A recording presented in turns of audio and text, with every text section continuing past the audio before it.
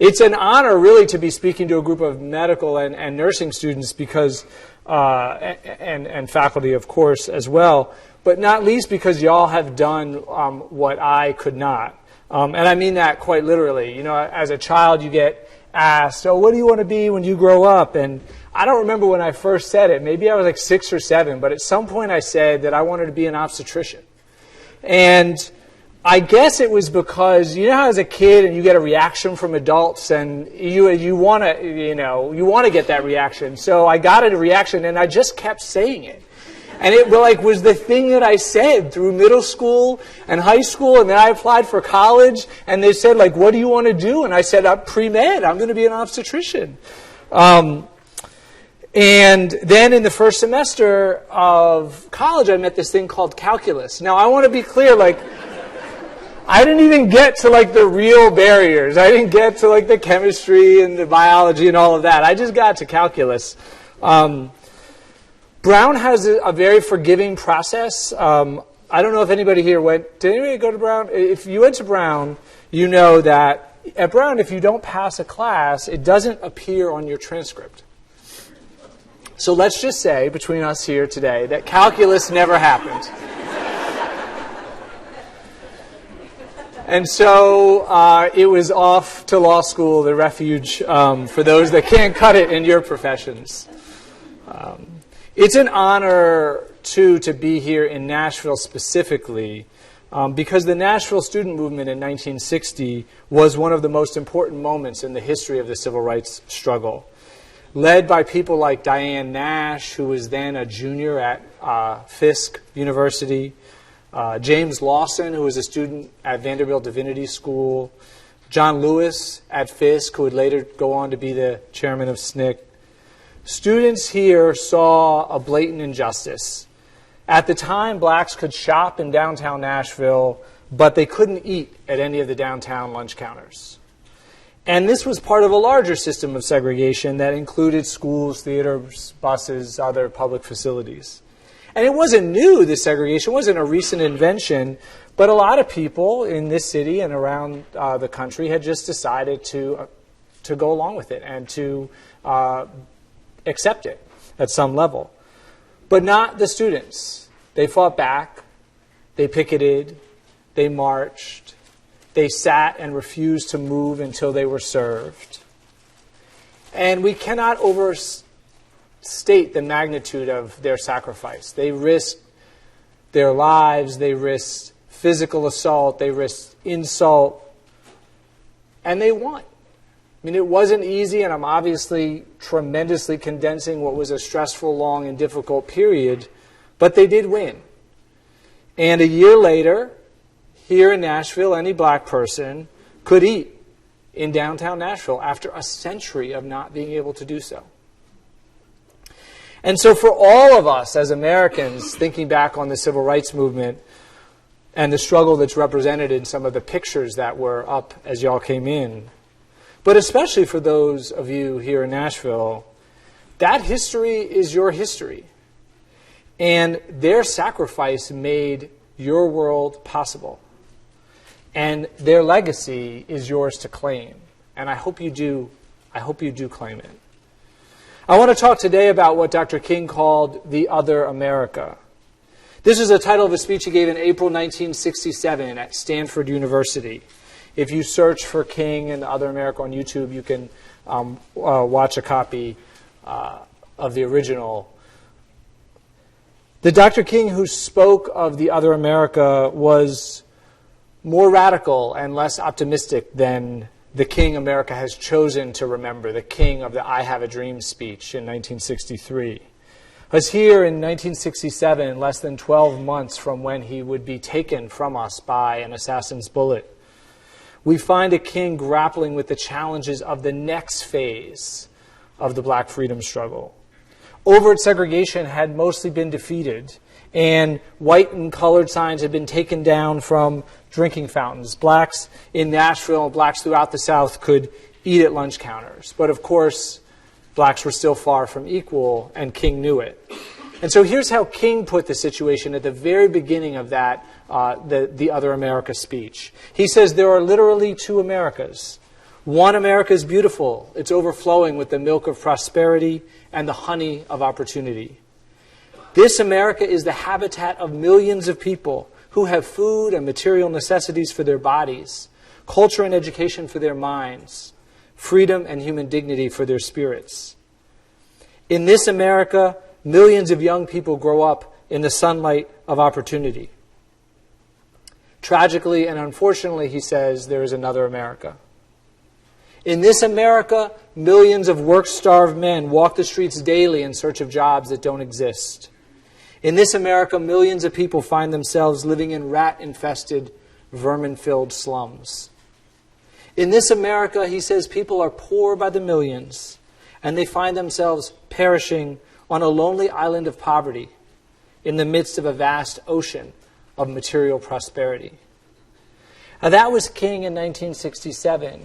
And now, almost 50 years later, we've seen extraordinary change. Blacks hold positions of power that were just unimaginable to King in those in his time. Attorney General, Secretary of State, Surgeon General, and of course, President. But with all of that and more, King's The Other America remains, unfortunately, all too relevant. I've been thinking about this, The Other America, more and more over the past few months.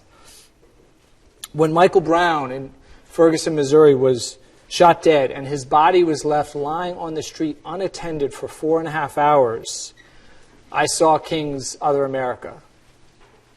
When Tamir Rice, a 12-year-old boy in Cleveland, was shot by a police officer who had been fired as unstable by a suburban police department, but was deemed fit enough to patrol the ghettos of Cleveland, I saw King's Other America.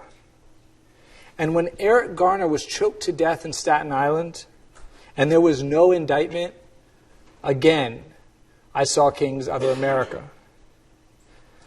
The Garner case hit me the hardest.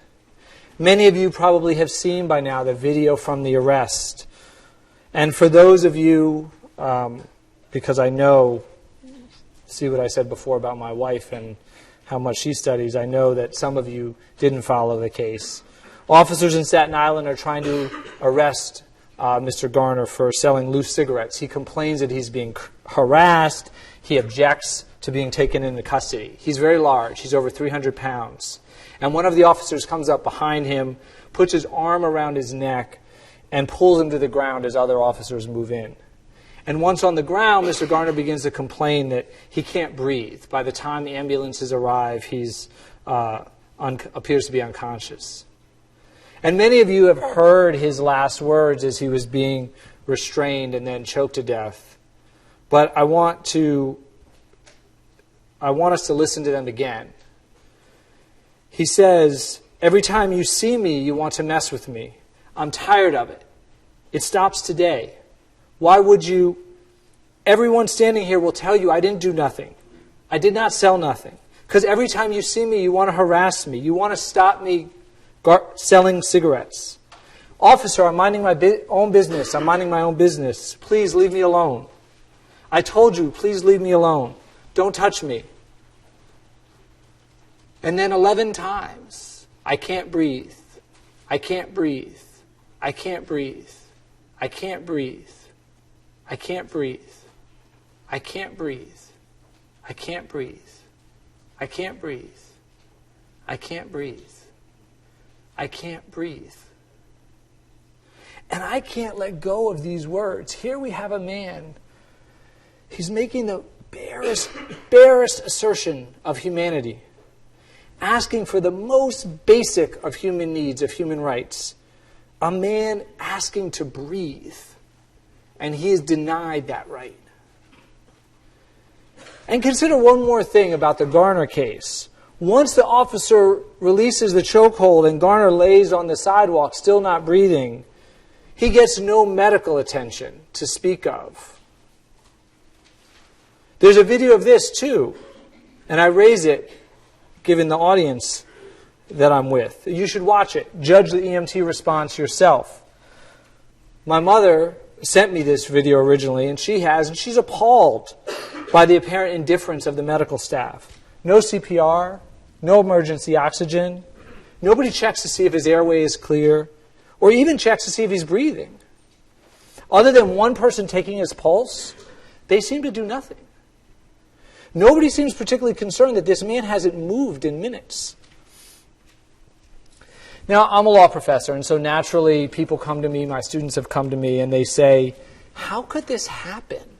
They say this after Ferguson.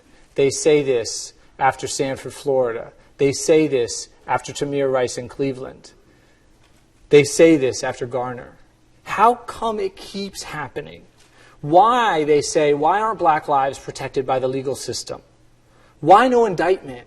Why does it seem that black lives don't matter? And what I tell them, and what I'm going to say today, is that to answer these questions, we have to confront our history in a way that we rarely do.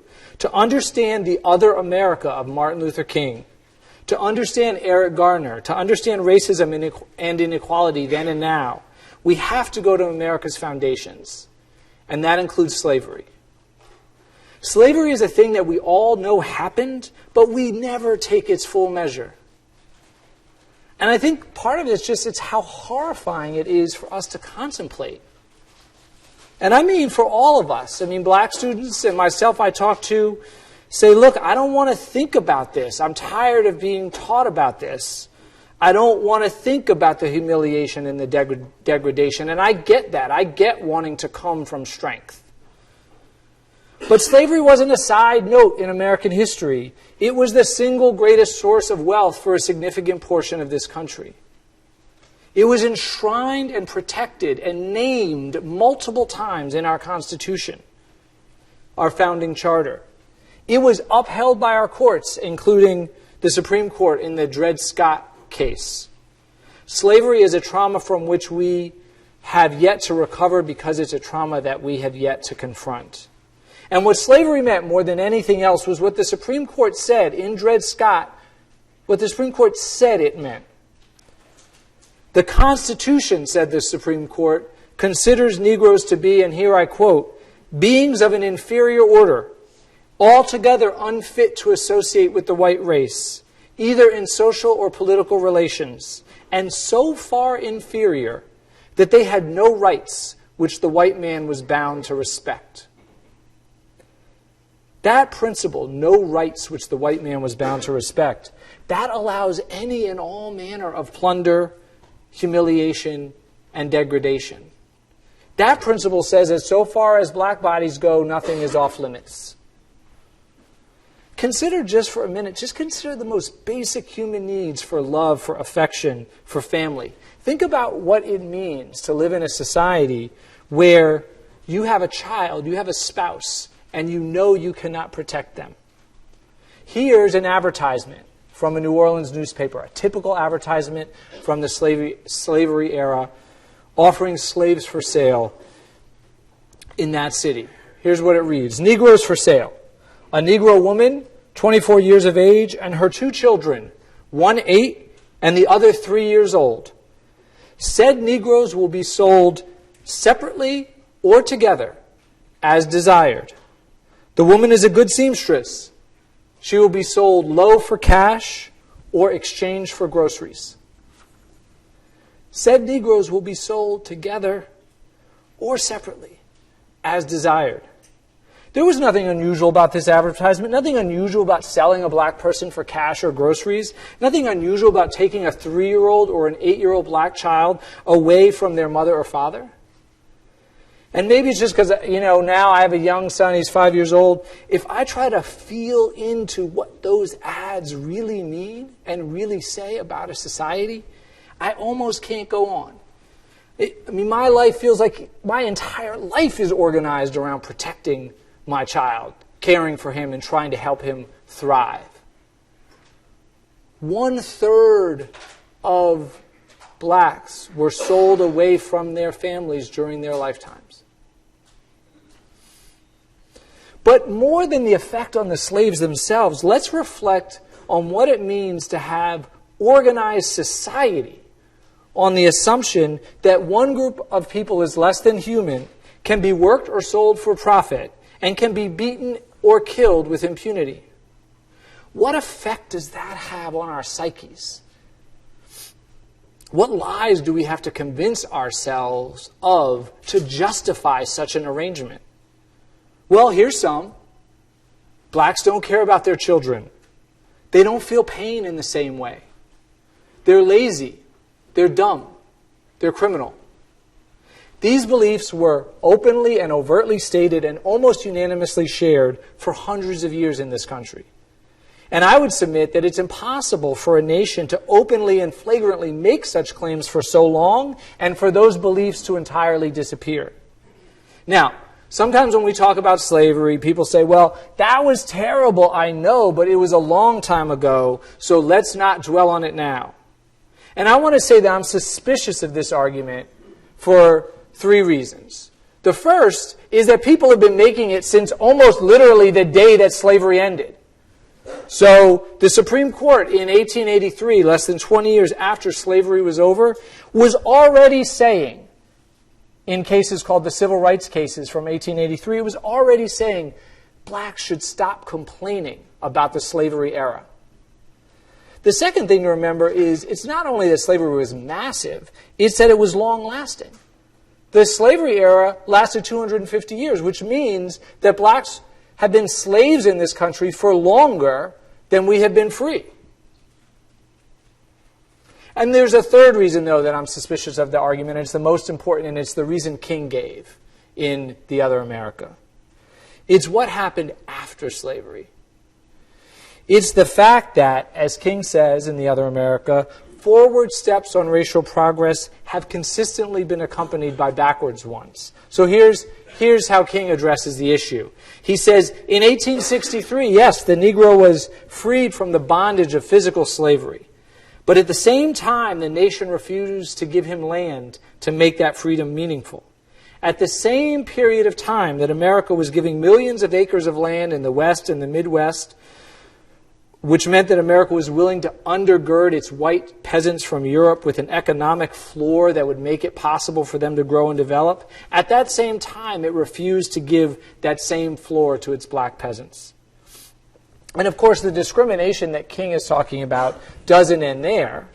I'm not going to recount the history of 20th century discrimination and economic exploitation now. It would take more time than we have. And I could recommend books on the topic, but again, because I know how busy y'all are, let me just recommend one article from June of last year in The Atlantic by Ta-Nehisi Coates. It's called The Case for Reparations. Although that's the title of the article, it's really much less about reparations and much more about an accurate recounting of our history after slavery ended. So it's the most widely read article in the history of the Atlantic's website, I've been told. And I think that the great contribution of his article is it forces us to see that Jim Crow was as much about the theft of black resources, it was much about the plunder of black communities as it was about the separation of the races. That's his central argument. And the main focus is housing discrimination. He describes the various ways in which blacks were stolen, or were locked out of the housing market in the 1930s, 1940s, 1950s. That's the period of time, historians will tell you, when America's middle class, modern middle class, was created. And it was created as out of federal policy. It was created, in particular, the federal government made loans to allow people who had never been able to buy a home, including veterans coming back from World War II, to buy homes. The problem was that black neighborhoods were kept out of this by a process called redlining. Literally, they took maps and they put them on the wall, and government planners in the housing office would circle certain neighborhoods that they thought were unsuitable for lending. And they did it based on a whole variety of criteria, but their basic idea was poorer and less stable neighborhoods are not going to be good bets for these loans. And as what that meant was that black neighborhoods, by and large, did not get loans. More recently, we know, and Coates talks about this, black homeowners, including up until the last couple of years, were targeted by unscrupulous lenders who were going into black neighborhoods offering risky loan products. And those loans, when they failed, as many of them did over the last few years, produced our recent economic crisis. And they've caused massive wealth loss in black communities. So what Coates says about housing is also true about jobs, right? Generations of blacks were trapped in the bottom rungs of an occupational ladder, trapped in an apartheid job market. And everybody was in on the game. There are no good guys in this story. Employers refused to hire qualified blacks. Unions often excluded them outright or shunted them into inferior assignments. So I want to stop then for a moment, as King asks us to, and contemplate the cumulative impact of all of this centuries of discrimination. And part of the story is a material one. Part of the story is about money. Together, over centuries, and across sectors, from education to employment to housing, this discrimination has led to the single statistic that best captures the legacy of American racial discrimination today in 2015, and that's the wealth gap between black and whites. So if you want to look at economic status, whenever you read a thing in the paper about economic status, don't get fooled by income. Look at the data on wealth, because that's the number that most impacts your life prospects and your children's and their children. Last month, the Pew Research Center reported that the median white household was worth $141,000, which is 13 times more the wealth of the typical black household, which was worth just $11,000.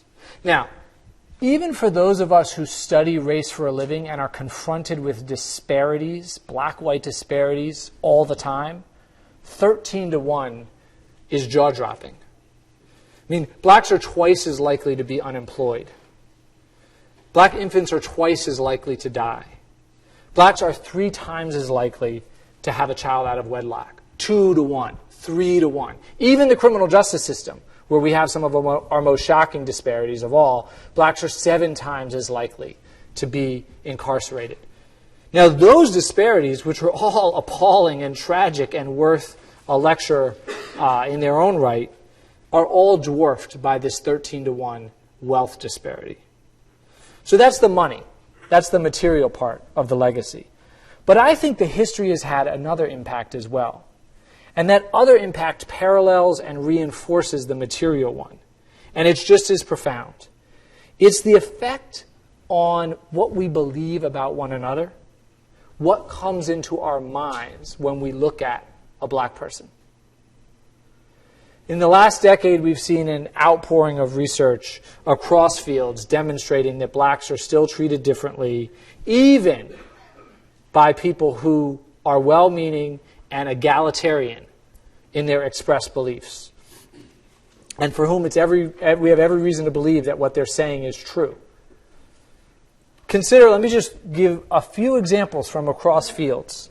So, in one very widely cited study, people call it the Lakeisha and Emily study, researchers sent out identical resumes. The only difference being that some of them had names that we associate with African Americans, like Lakeisha and Jamal, and others had names that had little or no racial identification, such as Emily or Greg. And the researchers found that a resume from a Greg and an Emily will receive significantly more callbacks than the identical resume in all respects from a Lakeisha or a Jamal.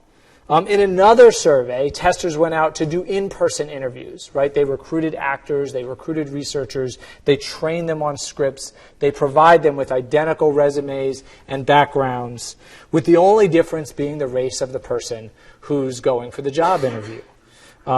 And they did a further, these researchers were interested in criminal justice effects, so they also gave some of the black testers or actors a criminal record and some not, and they gave some of the whites a criminal record and some not. And this is research that is led by a sociologist named Deva Pager, who's now at Harvard.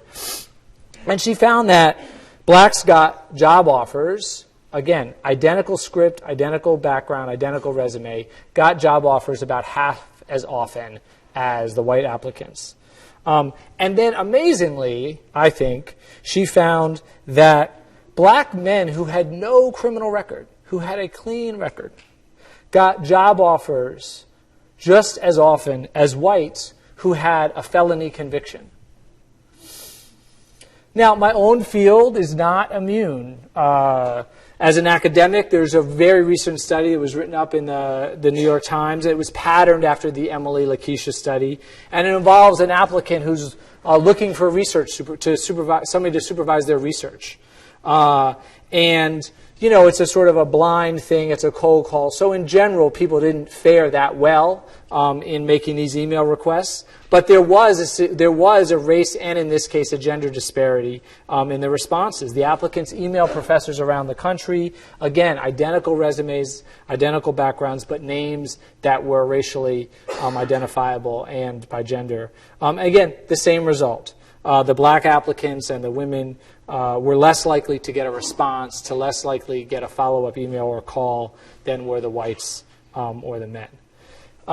And studies in your field, I won't say much about these because I imagine that they're familiar to you, but there are many studies in the healthcare field that have shown differential treatment based on the race of the patient. Maybe, you know, one of the earliest and most commonly cited studies involved physicians who were asked to diagnose and recommend treatment. And these were based on actors, again, videos of actors who had been given a script. And the actors used identical scripts and gestures to describe their symptoms. The only difference was the race. And physicians were less likely to refer the African-American actors for cardiac catheterization than they were for whites. And other studies have reached the same conclusion. Dr. Churchill and I were discussing them this morning. And anybody who wants more citations in this particular field should reach out to him because there are many.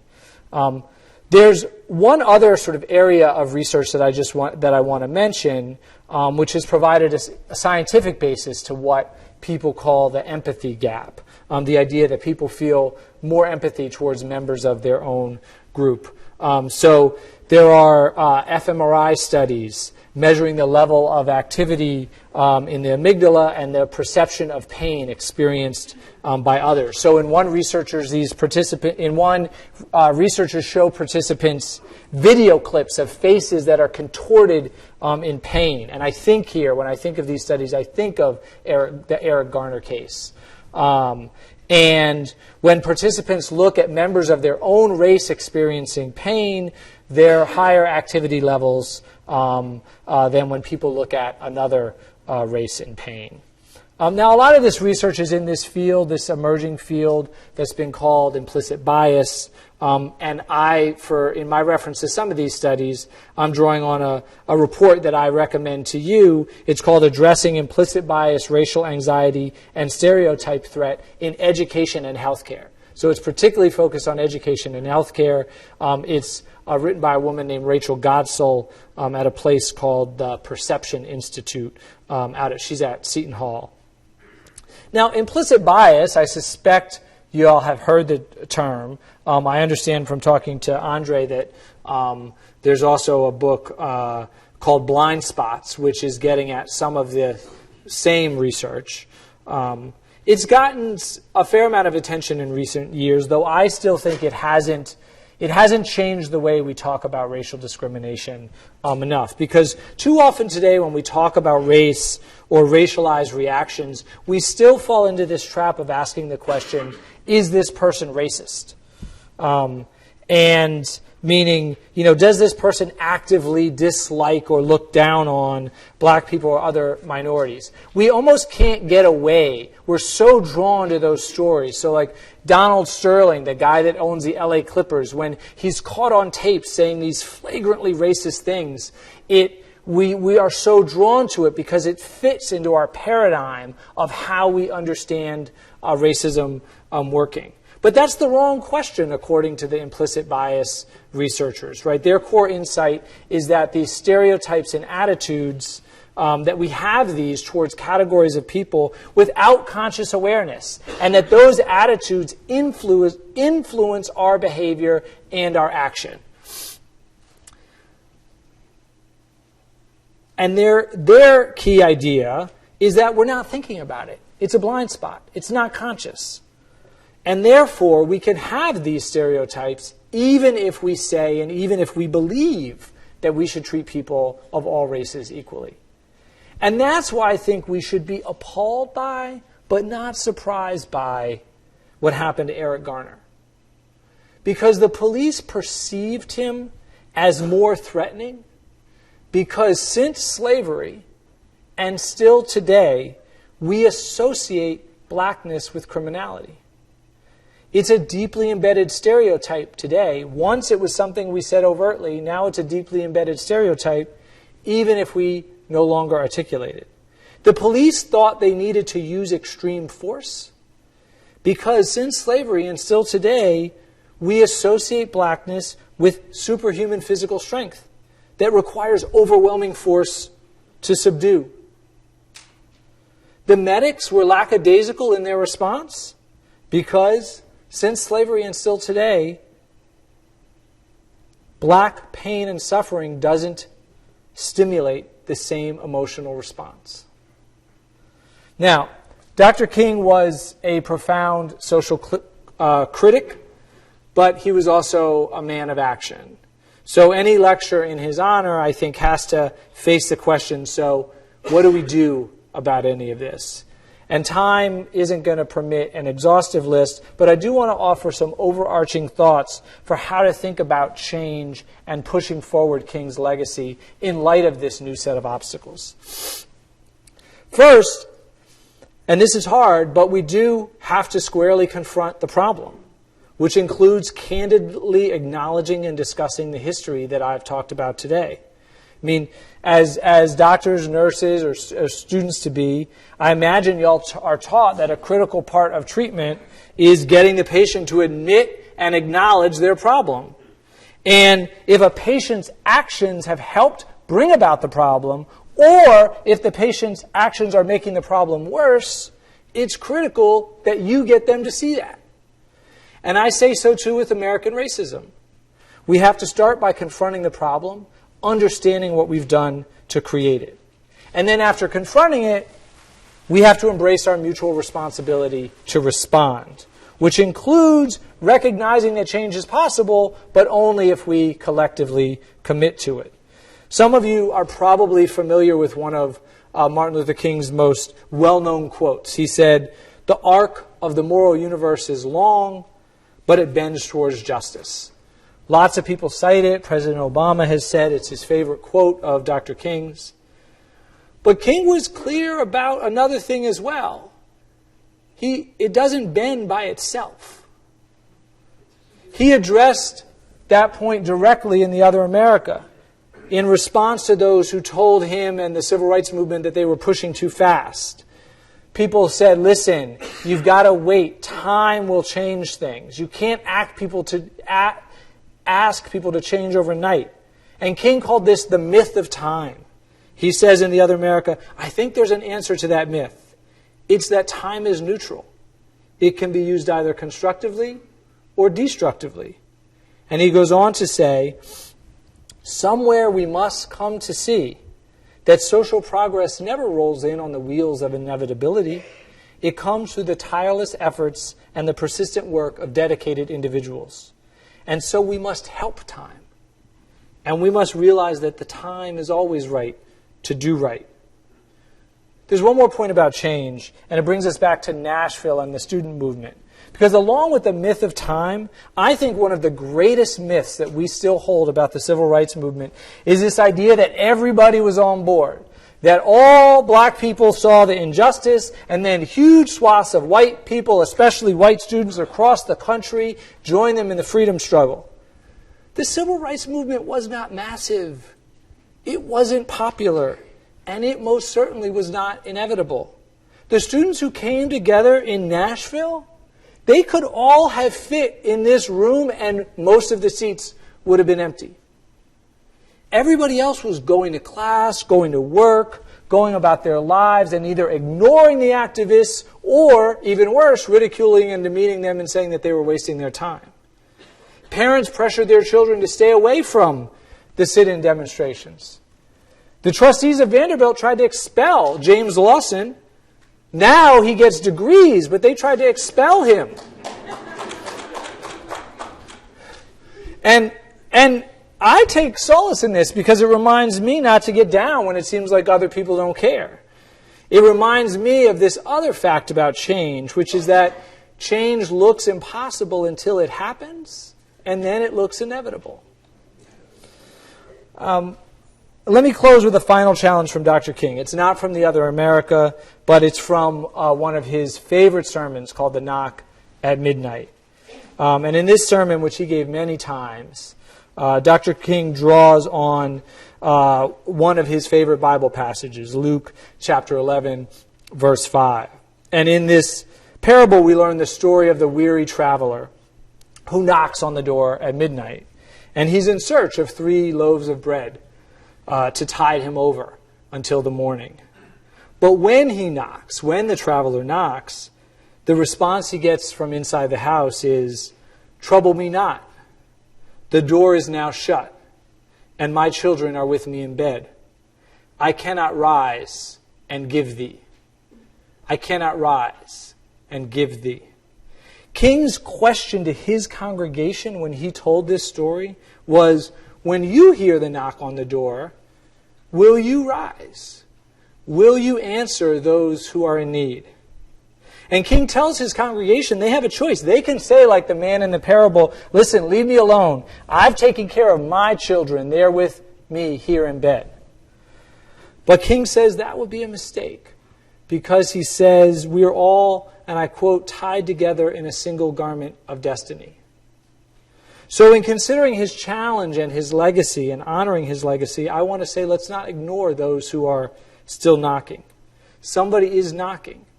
They're seeking decent and fair policing in Ferguson, on Staten Island, in Cleveland, and probably right here in Nashville. And it's not just criminal justice. Somebody is knocking right now. They're seeking decent, affordable, and equal access to your offices, to your clinics, to your hospitals. And his message was broader, right? King challenged injustice everywhere. And so I would say somebody is knocking right now on our nation's borders. They're seeking refuge from persecution. And somebody's knocking on the doors of the Supreme Court right now, seeking the equal right to marry who they love. So I say, on this day, let's commit ourselves individually and collectively in the honor of Dr. King and all of those who fought with him. Let's commit to get up and answer the knock on the door. Thank you.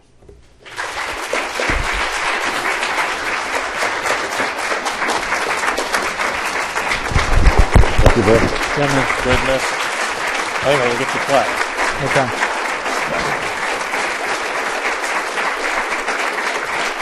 Thank you.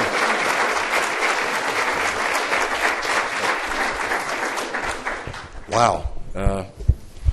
Took you from age 13 to what age to figure that out? That was great. It's spectacular. James, I want to offer you a token of our appreciation and esteem and the message that echoes that you've given us that we'll all take with us as we leave this place.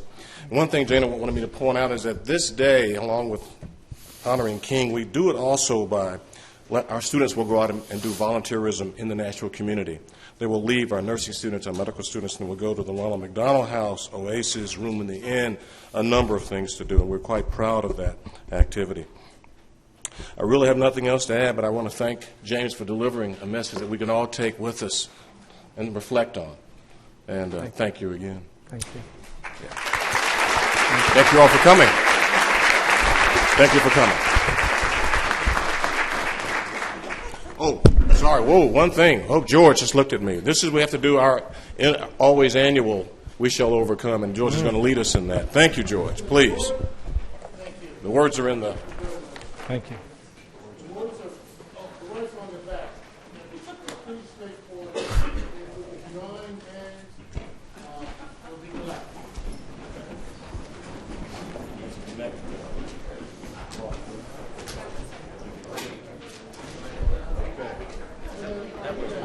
Oh, thank you very much. I appreciate that. Oh, thank you. Thank you so much. Oh, good.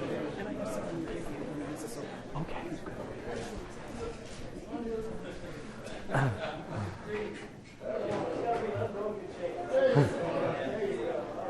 Everybody's got to have somebody on the other side. That's right. 90% won't do, right? Verses, they're on the back. As highly intelligent individuals, you can remember them very easily. The first is we shall overcome. The second is God is on our side. And the third is on the back of the program. We're on to victory. We're on to victory. That's the third. We're on to victory. We're on the victory. In many, many ways. So, we shall overcome. We shall overcome. We shall overcome someday. Oh, deep in my heart, I do believe we shall overcome someday. God is on our side. God is on our side. God is on our side today. Oh, deep in my heart, I do believe we shall overcome someday. We want to victory, on to victory, on to victory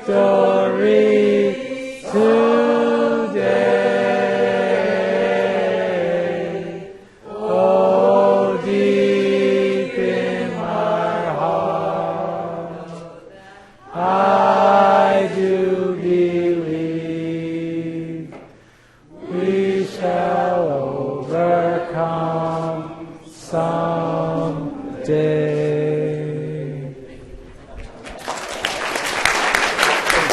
Thanks, brother, man. All right, I'll let you run. Thank you, everybody, for coming. Oh, yes, thank you.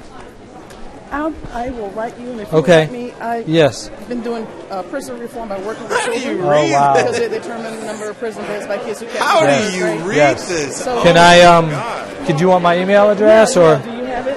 I do. Didn't bring a card, which is terrible. Hi. Oh,